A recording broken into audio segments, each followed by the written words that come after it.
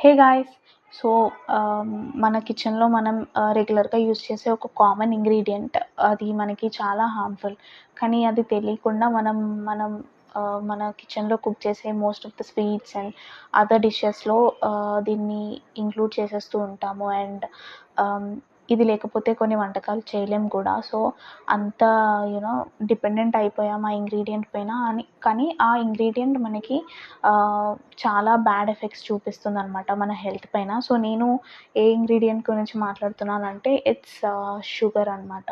So, ఈ sugar ఇట్లా వైట్‌గా, ఇంత నీట్‌గా, ఇంత క్రిస్టలైజ్డ్ ఫామ్‌లోకి రావడానికి చాలా రిఫైన్‌మెంట్ ప్రాసెస్ జరుగుతుంది. ఆ రిఫైన్‌మెంట్ ప్రాసెస్ మనకి అస్సలు మంచిది కాదనమాట. మన హెల్త్ పైన చాలా బ్యాడ్ ఇంపాక్ట్స్ చూపిస్తూ ఉంటుంది. రైట్? సో, బేసిక్‌గా నేను ఒక 2, 3 ఇయర్స్ బ్యాక్ ఆహ్, ఈ షుగర్ అనేది రిఫైన్డ్ షుగర్ మన హెల్త్‌కి ఎంత బ్యాడ్ అనేది ఆహ్, తెలుసుకున్నాననమాట. సో, అప్పటినుంచి ఆహ్, ఆహ్, ఎక్కువ రీసెర్చ్ చేయడం అండ్ ఎక్కువగా తెలుసుకోవడం అలా చేశాను. సో థాట్ దానివల్లే నాకు ఈ రిఫైన్డ్ షుగర్ ఆర్ షుగర్ పైన హేట్రెడ్ పెరిగిపోయిందనమాట. సో, నేను యూజువల్‌గా షుగర్ తీసుకోను. డైరెక్ట్ షుగర్ ఇట్లా ఈ షుగర్ అయితే నేను తీసుకోను. మా ఇంట్లో మా మమ్మీ ఏంటంటే టీ తాగుతారనమాట యూజువల్‌గా. సో, ఇదొక 2, 3 ఇయర్స్ బ్యాక్ స్టోరీ. సో, మా మమ్మీ ఏంటంటే టీ తాగుతారు అండ్ డైలీ 3 టైమ్స్ తాగేవాళ్ళనమాట.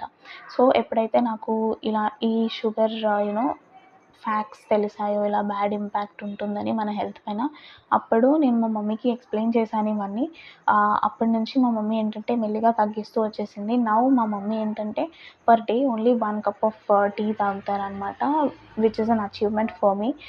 మా ఫ్యామిలీలో టీ అనేది ఒక అడిక్షన్ అనమాట.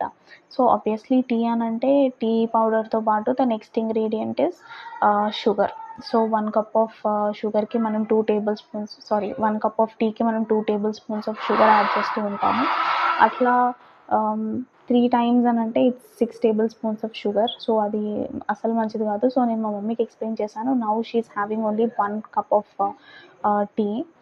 సో, ఇలా మీరు కూడా తెలుసుకొని అసలు మనం తినే ఫుడ్ ఎలాంటి ఇంపాక్ట్స్ మన పైన చూపిస్తుంది, అది మనకి అవసరమా కాదా అనేది తెలుసుకొని తెలియని వాళ్ళకి కూడా ఎక్స్‌ప్లెయిన్ చేస్తే బెటర్‌గా ఉంటుంది. సో, నాకు ఈ హేట్రెడ్ స్టార్ట్ అయిన తర్వాత నేను ఇంకా ఎక్కువగా తెలుసుకోవడం స్టార్ట్ చేశాను. సో, మెయిన్‌గా ఈ షుగర్ హేట్రెడ్ అనేది నాకు స్టార్ట్ అయింది దీని ప్రాసెస్ తెలుసుకున్నాక ఫస్ట్ థింగ్. సో, నేను ర్యాండమ్‌గా అలా చూస్తూ ఉన్నాను. సో, జస్ట్ షుగర్ ఎలా ప్రిపేర్ చేస్తారు, what is the back story అన్నట్టు నేను ప్రాసెస్ తెలుసుకున్నాననమాట. ఫ్రమ్ దెన్ ఇంకా అసలు వద్దురా బాబు ఈ షుగర్ ఎందుకు అనే ఫీలింగ్ వచ్చేసింది నాకు.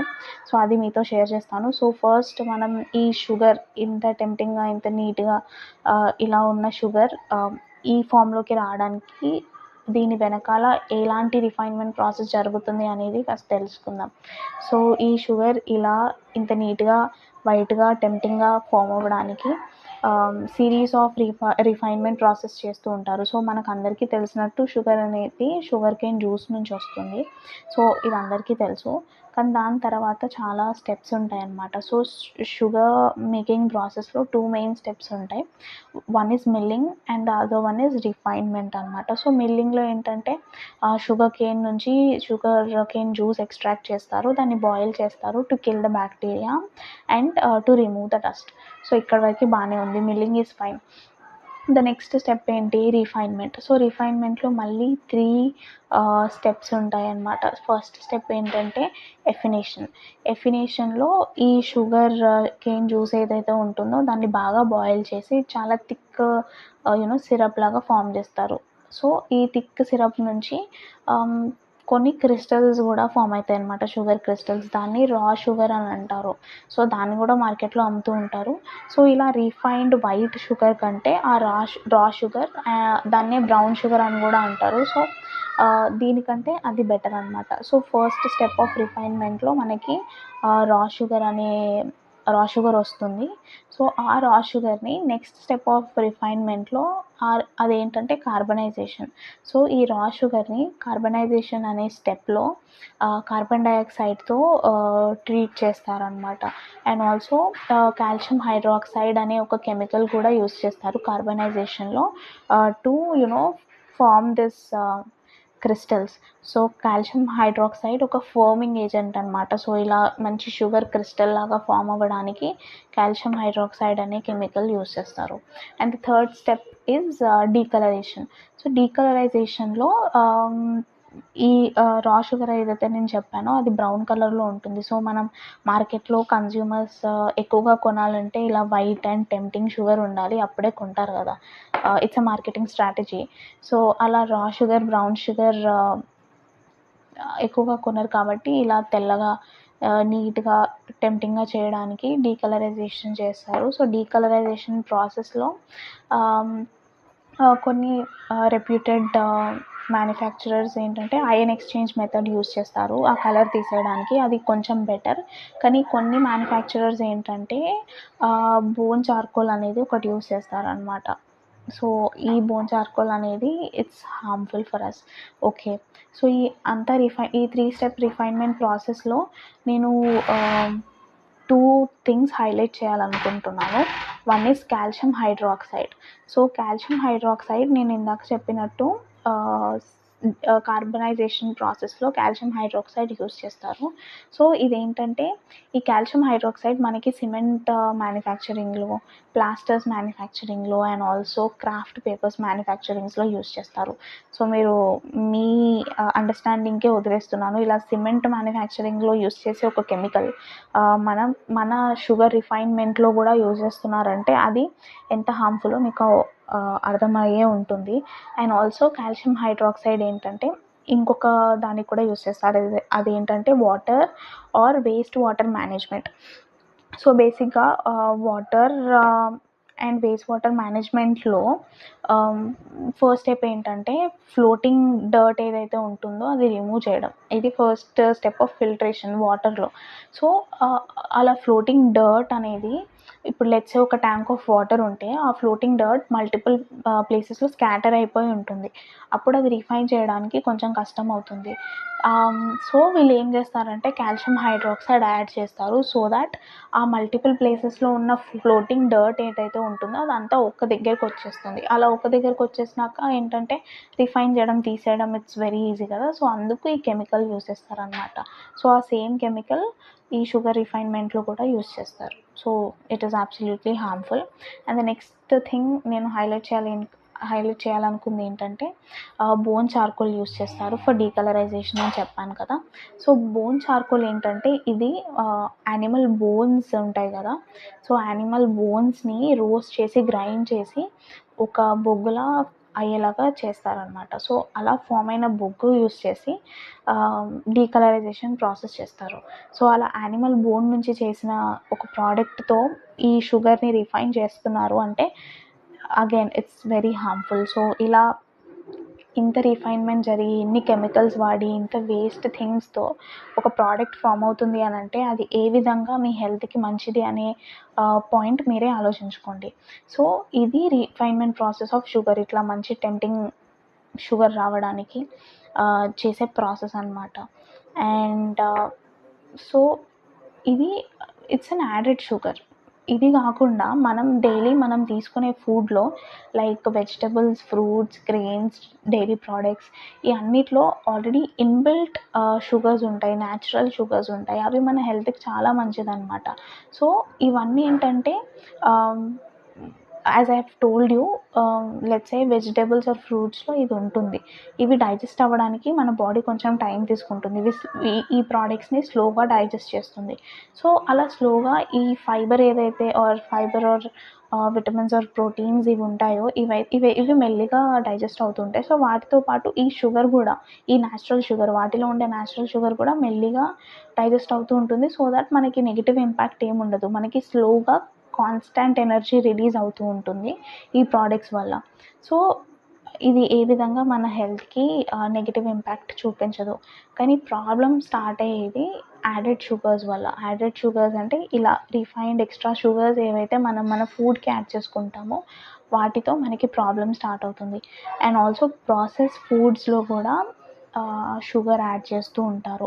ఇఫ్ యూ సీ మీరు ఏదైనా సూపర్ మార్కెట్‌కెళ్తే ఒక ప్రోడక్ట్ వెనకాల మీరు ఫ్లిప్ చేస్తే దాని వెనకాల ఇంగ్రీడియంట్ లిస్ట్ ఉంటుంది. దాంట్లో యాడెడ్ షుగర్ అని ఒక ఒక క్వాంటిటీ ఆఫ్ షుగర్ చూపిస్తారు. That is the extra sugar that they add to the product. And అది మనకి చాలా నెగెటివ్ ఇంపాక్ట్స్ ఉంటాయన్నమాట. All the processed foods like you know instant noodles గానీ, బ్రెడ్ గానీ, everything which is ultra processed, అది మన హెల్త్‌కి అస్సలు మంచిది కాదు. అండ్ ఆల్సో సాఫ్ట్ డ్రింక్స్ కానీ, కూల్ డ్రింక్స్ కానీ, చాక్లెట్స్, క్యాండీస్, కుకీస్, పేస్ట్రీస్, ఇవన్నీ మన స్నాక్ ఐటమ్స్ ఏవైతే ఉంటాయో వాటిలో కూడా more amount of added sugars ఉంటుంది.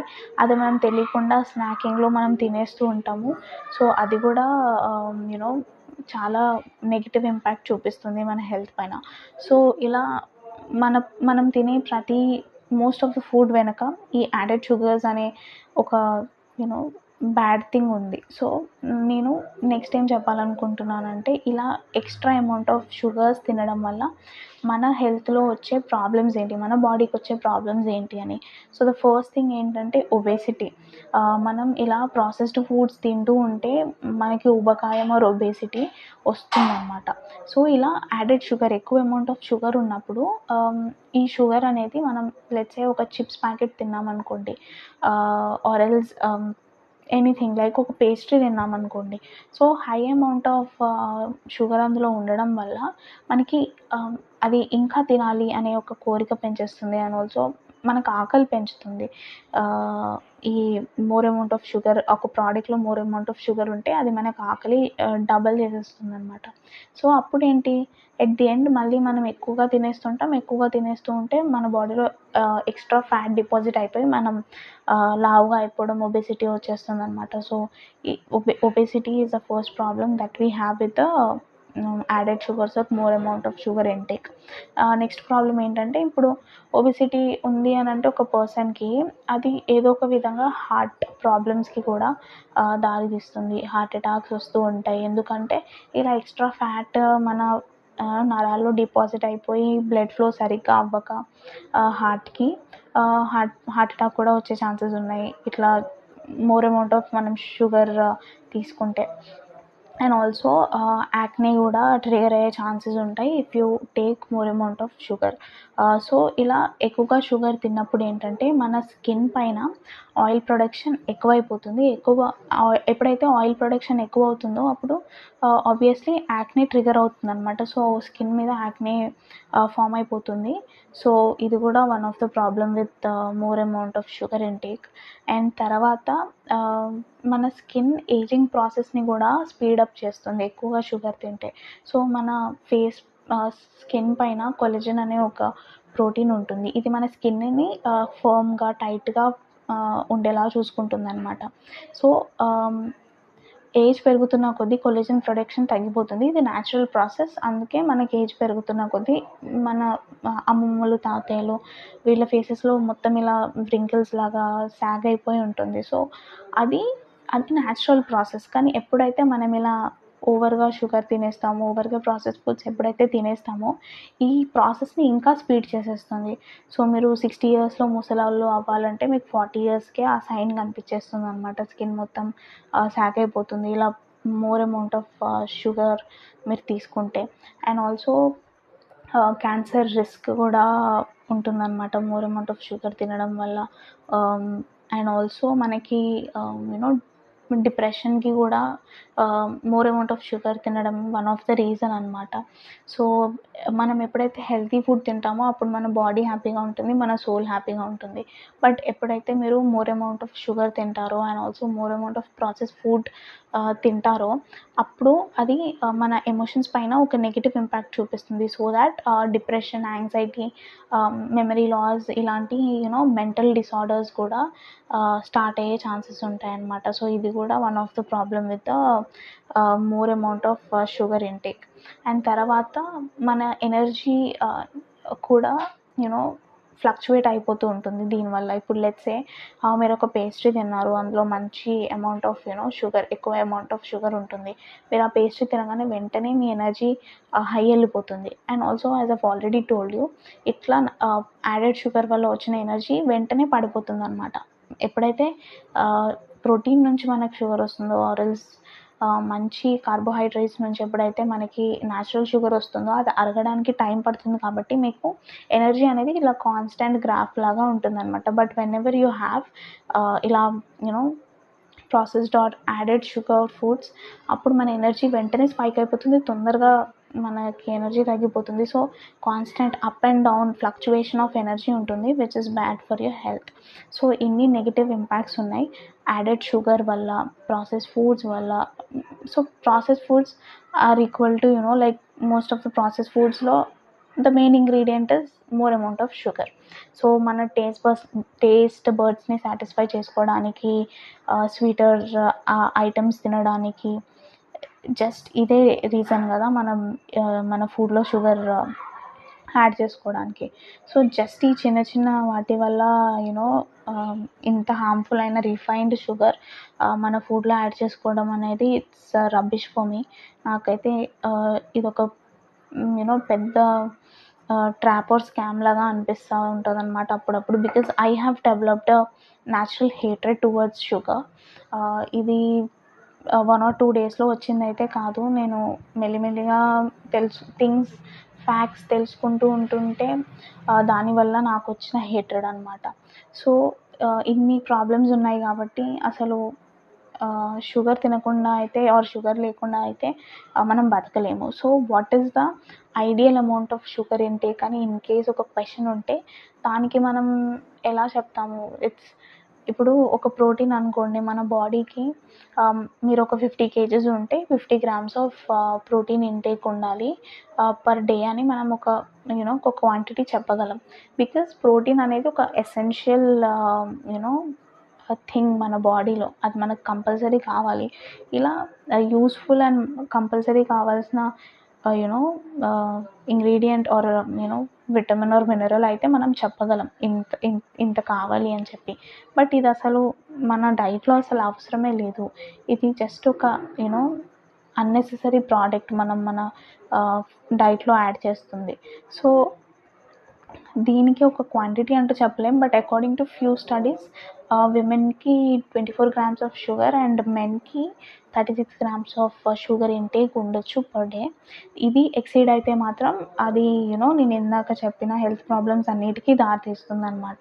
సో వెంటనే ఎఫెక్ట్ ఉండదు. మీరు ఇవాళ తిని ఓకే నేను ఇవాళ తిన్నాను, నాకు రేపు ఒబెసిటీ రాలేదు, నాకు హార్ట్ అటాక్ రాలేదు అని అలా అనుకోవడానికి లేదు. ఇది చాలా స్లో ప్రాసెస్ అనమాట. సో ఈ refined sugar intake or more amount of sugar intake ఇదొక స్లో పాయిజన్ లాగా. మీరు గ్రాడ్యువల్గా ఇది మీ హెల్త్ పైన నెగిటివ్ ఇంపాక్ట్ చూపిస్తూ ఉంటుంది. సో అన్నీ మైండ్లో పెట్టుకొని మీరు తినే ముందు ఆలోచించి తినండి. సో ఇన్ని బ్యాడ్ ఇంపాక్ట్స్ ఉన్నాయి అండ్ ఆల్సో ఇంత నెగిటివ్ ఇంపాక్ట్ ఉంది మీ బాడీ మీద. కాబట్టి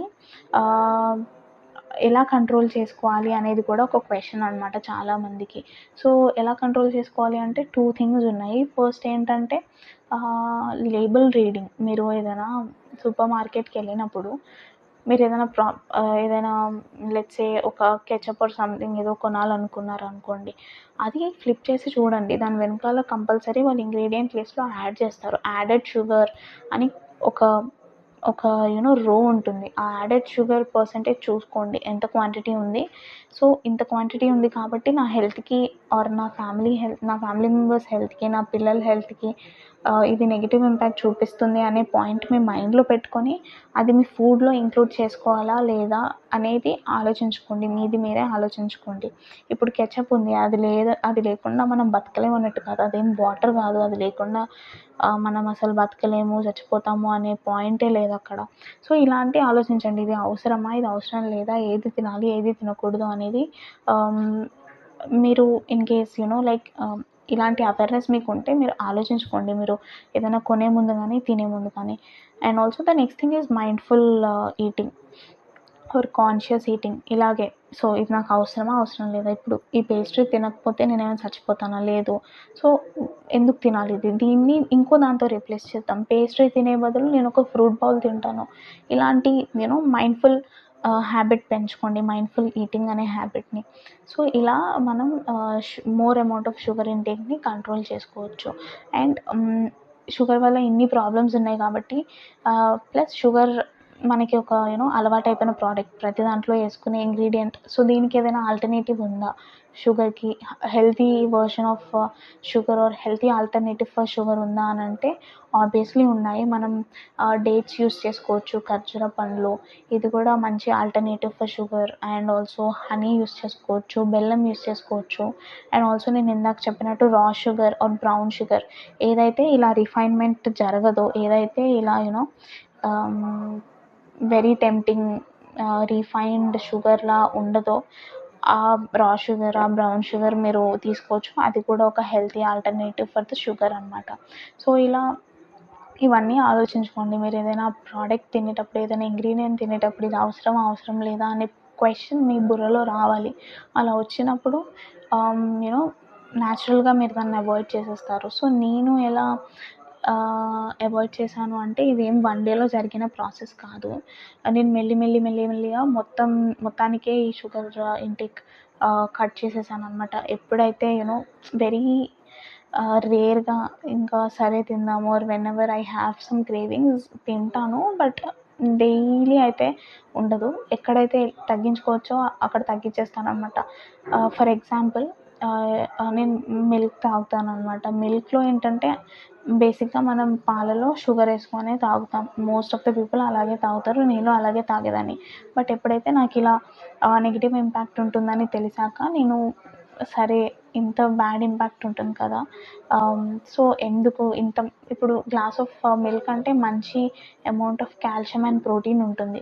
సో, ఈ షుగర్ యేసుకొని ఆ కాల్షియం అండ్ ప్రోటీన్‌ని ఎందుకు డిస్టర్బ్ చేయడం? సరే ఒకసారి షుగర్ లేకుండా తాగుదామని చెప్పి తాగాననమాట. ఒక 1 వీక్ అస్సలు తాగలేకపోయాను. బట్ తాగుతూ ఉంటే అది అలవాటయిపోయింది. సో, అంటారు కదా! తినగా వేప తియ్యగా ఉంటుంది అని చెప్పి. అలాగే ఫస్ట్ 1 వీక్ చాలా అంటే అసలు బాలేకుండే. బికాజ్ షుగర్‌తో ఇన్ని సంవత్సరాలు అలవాటయిపోయింది కాబట్టి సడెన్‌గా మనం స్టాప్ చేస్తే డిఫరెంట్‌గానే ఉంటుంది. కానీ గ్రాడ్యువల్‌గా మీరు తింటూ ఉంటే మీకసలు డిఫరెన్స్ కనిపించదనమాట. సో, అలా మెల్లిగా కట్ డౌన్ చేసేయండి. It's again very useful. మీరు కట్ డౌన్ చేసేస్తే మీకే చాలా మంచిదనమాట. మీ యూనో హెల్త్‌ని మీ చేతులారా మీరు పాడు చేసుకోకుండా ఉంటుంది కదా! సో, ఇలాగే మైండ్‌ఫుల్‌గా ఆలోచించండి. అవసరమా? అవసరం లేదా? అనే క్వెషన్ మీ బుర్రలో రావాలి. సో, ఆహ్, ఇదే నేను షుగర్ గురించి ఇవాళ చెప్పాలనుకున్నది. సో, ఇలాంటి హెల్త్ రిలేటెడ్ కంటెంట్ కోసం please like, share and subscribe my channel.